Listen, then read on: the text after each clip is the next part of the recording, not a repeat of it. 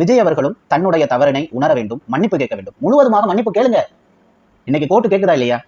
எவ்வளவு பெரிய கூட்டம் கூடிருச்சு. நீங்க போனீங்கன்னா கூட கொஞ்சம் கூட்ட நெரிசல் வரும். ஏதாவது உயிருக்கு அசம்பாவிதங்கள் ஏற்பட வாய்ப்பு இருக்கு. ஏன்னா அங்க இருக்கக்கூடியது மிஷின் இல்ல, ரத்தமும் சதையும் கொண்ட மனித கூட்டம். ஏதாவது ஒரு இடத்துல ஏதாவது ஒரு பிரச்சனை நடக்கும்னா நமக்கு பிரச்சனை ஆயிடும். இத்தனை ஆயிரம் பேர் தான் இருக்கக்கூடிய பகுதியில் இத்தனை ஆயிரம் பேர் கூடியிருக்காங்க. ஏதாவது அசம்பாவிதம் நடந்துச்சுன்னா அந்த பயமும் பதற்றம் உங்களுக்கு வேணும்.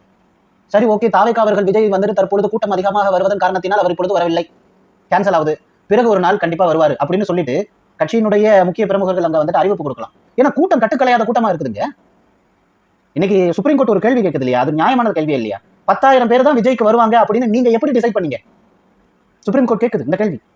நம்ம பதில் சொல்லி தானே ஆகணும். இந்த கேள்விக்கு நம்ம கிட்ட பதில் இருக்கா? இல்ல. கேன்சல் பண்ண வேண்டியதானே? அப்படித்தானே? அதையெல்லாம் நீங்க வந்துட்டு திட்டமிட வேண்டும். நாளை இது போல ஒரு இறப்பு உங்களால் ஏற்பட்டுடக் கூடாது. அதற்கு நீங்கள் தான் முயற்சி எடுக்க வேண்டும். முழு பொறுப்பையும் தூக்கி திமுக தலையில போட்டுட்டு நம்ம எஸ்கேப் ஆயிரலாம்ங்கிறத மட்டும் நடத்தாதீங்க. ஆளுங்கட்சி சம்பந்தப்பட்டிருச்சுங்கிறதுனால பல கட்சிகள் குரல் கொடுக்க ஆரம்பித்தார்கள். குறிப்பா டிஎம்கேயை எதிர்த்து நிற்கக்கூடிய கட்சிகள் அனைத்தும் டிஎம்கேக்கு எதிராகவும், டிஎம்கேயினுடைய ஆதரவு கட்சிகள் டிஎம்கேக்கு ஆதரவாகவும் அப்படி கொண்டுட்டு போயிட்டாங்க. 40 பேர் செத்தது சாவா பார்க்கல, தனி மனிதன் செத்து போனதாக பார்க்கல, கட்சிக்கு உட்படுத்திட்டாங்க. கட்சி பிரச்சனை ஆக்கியாச்சு. மக்கள் திருந்த வேண்டும். இவ்வளவு பெரிய கூட்டங்களுக்கு மத்தியில் நம்ம மாட்டிக்கிட்டோமே, நம்ம உயிருக்கு, நம்ம குழந்தைங்க உயிருக்கெல்லாம் ஆபத்து வந்துருமே, இது தப்பாச்சே, நம்ம போயிடுவோம் அப்படிங்கிற எண்ணம் எந்த தாய்க்கும் வரலையேங்கிற வேதனை எனக்கு இருக்கு. உண்மையிலேயே தவறு டிஎம்கே மேலேயோ தாவேகா மேலேயோ இல்ல, அதிகமான தவறு மக்கள் மீதுதான். இதுதான்